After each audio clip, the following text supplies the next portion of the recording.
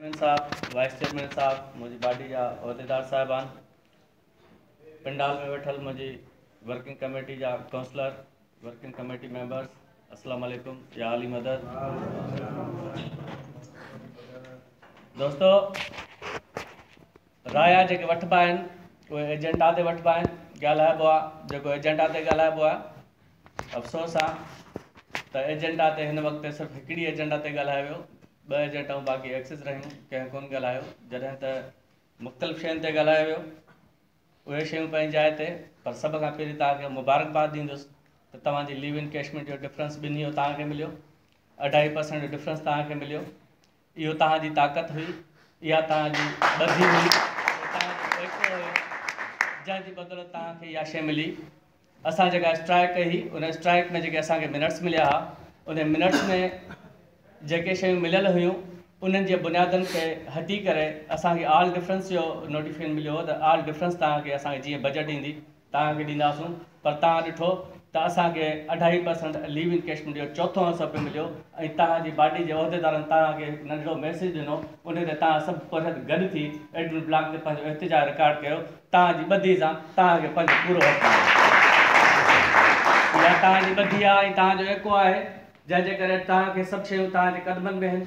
पर अफ़सोस सां थो चवणो पवे त जीअं कुझु दोस्तनि ॿुधायो ऐं ॻाल्हायो, मूंखे बि इहो ॾिसण में अचे पियो त असां जेसि ताईं पंहिंजी कम्यूनिटी क़ाइमु नथा कयूं, जीअं तव्हां स्ट्राइक में ॾिठो, तव्हां स्ट्राइक में तव्हांजो लतीफ़ ग्रुप बि तव्हां सां गॾु हुयो, तव्हांजी पंहिंजी पार्टी जा माण्हू बि तव्हां सां गॾु हुया, ऑल एम्प्लॉइज़ तव्हां गॾु हुयो, ऐं ऑल एम्प्लॉइज़ में सभु गॾु हुया, हिक खां वठी 16 ग्रेड जा मुलाज़िम सभु गॾु हुया, ऐं उहा रैली ॾिठी ऐं उहा एहतिजाज ॾिसी इंतिज़ामिया जा गोॾा खुटा ऐं उन्हनि तव्हांजा सभु मसइला हल कया। तव्हां हिते मुख़्तलिफ़ शयूं रखियूं, मूंखे हींअर मुख़्तलिफ़ शयुनि ते ॻाल्हाइणो थो पवे, एजेंडाउनि ते पोइ तव्हां सां ॻाल्हायां, पर तव्हां ॾिठो हूंदो त एजेंडाउनि में जेके शयूं रखियल हुयूं उन्हनि खां हटी करे मूं तव्हां एम्प्लॉइज़ जा कम वरिता, जेके घणे भाङे पैसनि सां रिलेटेड हुया, उहे पैसा, उहे अलाउंसिस जेके कॾहिं तव्हांजा एतिरा कोन वधिया, जेके अलाउंसिस मूं वरिता उहे सभु हेठे तबिके जे मुलाज़िमनि जा हुआ। सिक्योरिटी अलाउंस 1800 रुपया वधियो, प्लम्बर ऐं पंप अलाउंस 1000 रुपया वधियो, जेको 500 रुपया हुयो उहो तव्हां मुलाज़िमनि खे मिलियो। इहा हेठी मुलाज़िमनि जी ॿधी एके जे करे मूं ॾिठो त तव्हांजो इहो राइट आहे, केतिरे अरसे खां वठी तव्हांजा इहे अलाउंसिस न वधिया आहिनि, मूं तव्हांजा अलाउंसिस इन स्ट्राइक जे दौरान तव्हांखे वठी ऐं तव्हांजे पघारनि में लागू कराया। इहा तव्हांजी ॿधी एको हुयो, जंहिंजे करे इहे सभु शयूं तव्हांखे मिलियूं। उनखां पोइ ड्राइवर अलाउंस, माली अलाउंस, बेलदार अलाउंस ऐं चौकीदार पंहिंजो तव्हांजो बोर्ची अलाउंस, उन्हनि जी हिकिड़ी कमेटी ठही चुकी आहे, जंहिंमें कंप्यूटर अलाउंस बि आहे।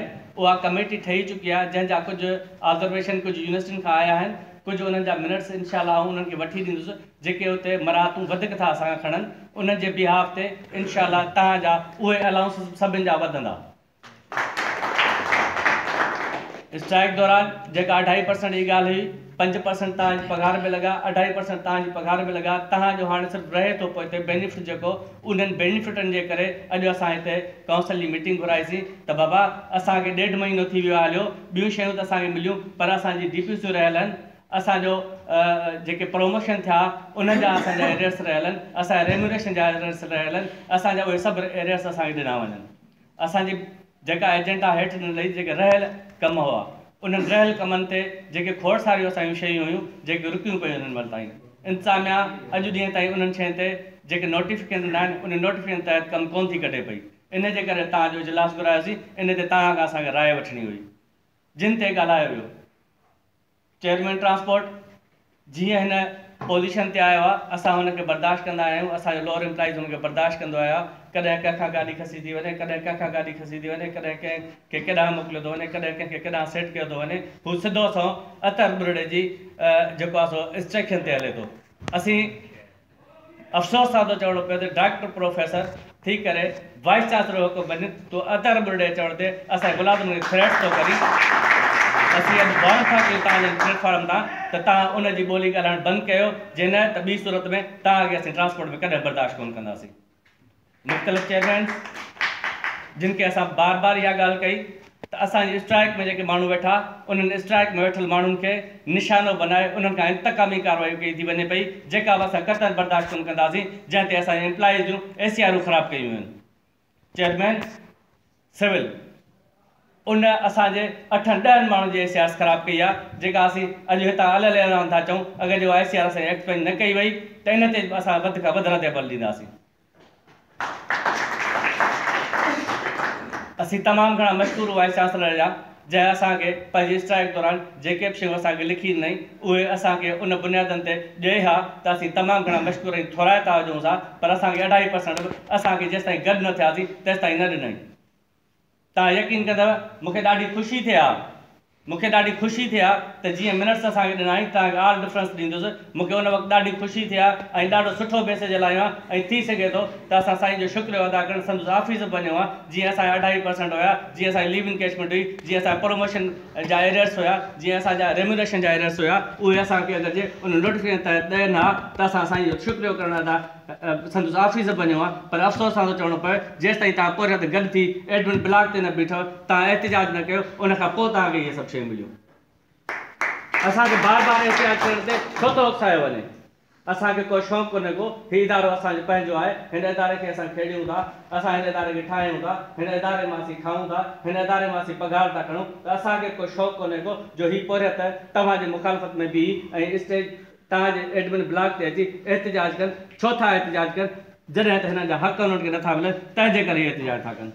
ख़ुदा तव्हां जंहिं सीट ते वेठा आहियो तव्हां हिन नंढनि एम्प्लॉइज़नि खे पंहिंजो बचो छो था सम्झो? जे अगरि तव्हां शफ़क़त जो हथ हिननि ते रखंदव त हीउ तव्हांजा बाहि ॿेली, तव्हां एसोसिएशन सां सुठा थी हलंदव, एसोसिएशन तव्हांजी बाहि ॿेली हूंदी। पर तव्हां हमेशह हिन एसोसिएशन खे पोइ ते धिकण जी कोशिशि कई आहे, एम्प्लॉइज़ खे धिकण जी कोशिशि कई आहे। महिरबानी करे इन शइ खां हटी वञो। हीउ पोरियत तमामु ॾाढा कमज़ोर आहिनि। तव्हां इहो शायदि हमेशह हिननि खे कमज़ोर करण जी कोशिशि कई आहे, पर हीउ पोरियत कमज़ोर न आहिनि, हीउ एसोसिएशन कमज़ोर न आहे। जंहिं ॾींहुं बि असांजे हिन पोरियतनि खे को बि नुक़सानु थियो त हीउ पोरियत ईअं ई सरापा एहतिजाज हूंदा, तव्हांजो रस्तो रोकींदा ऐं तव्हांखे हिननि जा हक़ हिकु बुनियाद ते हिकु सेकेंड में ॾियणा पवंदा।